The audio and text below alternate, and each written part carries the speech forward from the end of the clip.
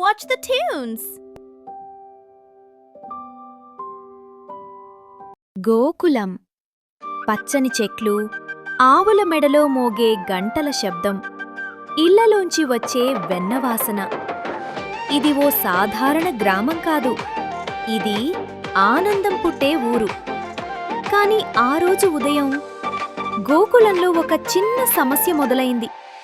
ఒక గోపిక ఇంట్లో వెన్నకుండ ఖాళీ, ఇంకో గోపిక ఇంట్లో కూడా అదే పరిస్థితి. తలుపులు మూసే ఉన్నాయి, వెన్న మాత్రం మాయమైంది. ఇది ఎవరి పని అని అడగాల్సిన పనిలేదు. అందరి మనసుల్లో ఒకే పేరు, మన అల్లరి బాలకృష్ణుడు. అదే సమయంలో కృష్ణుడు తన స్నేహితులతో కలిసి ఒక పెద్ద వెన్నకుండ వైపు చూస్తున్నాడు. ఎత్తులో ఉంది, కాని అసాధ్యం కాదు అని కృష్ణుడు చెప్పగానే అందరూ ఒకరి మీద ఒకరు ఎక్కారు.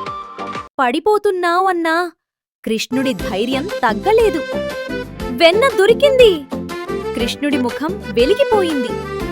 ఇదే స్వర్గం రుచి అన్నాడు. వెన్న తింటూ తింటూ కృష్ణుడి ముఖమంతా వెన్నతో నిండిపోయింది. స్నేహితులు హెచ్చరించారు, యశోదమ్మ వస్తే ఇబ్బంది. కాని కృష్ణుడు నవ్వుతూ అన్నాడు, వెన్నేనా మేకప్. అప్పుడే యశోదమ్మ ఎంట్రీ.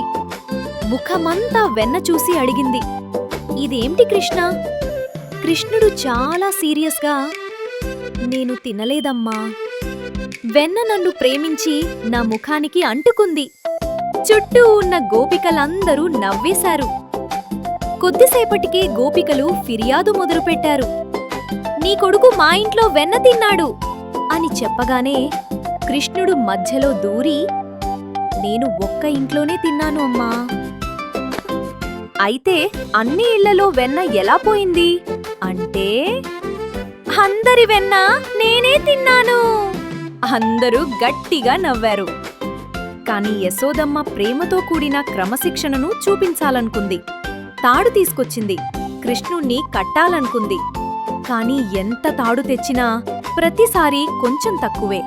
ఆమె ఆశ్చర్యపోయింది. కృష్ణుణ్ణి కట్టేది తాడు కాదు, అది భక్తి, అది ప్రేమ. యశోదమ్మ ప్రేమతో నవ్వగానే తాడు సరిపోయింది. చివరికి కృష్ణుడు పిల్లల వైపు చూసి మెల్లగా అన్నాడు, అల్లరి చెయ్యొచ్చు, కాని ఎవరికీ బాధ కలిగించకూడదు. పంచుకుంటే ఆనందం పెరుగుతుంది. ప్రేమ ఉంటే ప్రపంచం చిన్నదవుతుంది. కృష్ణుడి అల్లరి కేవలం నవ్వు కోసం కాదు, అది మనకి చెప్పే పాఠం. ప్రేమతో పంచుకుంటే అల్లరిలో కూడా జ్ఞానం ఉంటుంది. హృదయం మంచిదైతే చిన్న తప్పులు పెద్ద పాఠాలవుతాయి. చివరగా బాలకృష్ణుడు వేణువు వాయిస్తాడు. సంగీతంతో పాటు తెర మెల్లగా మూసుకుపోతుంది.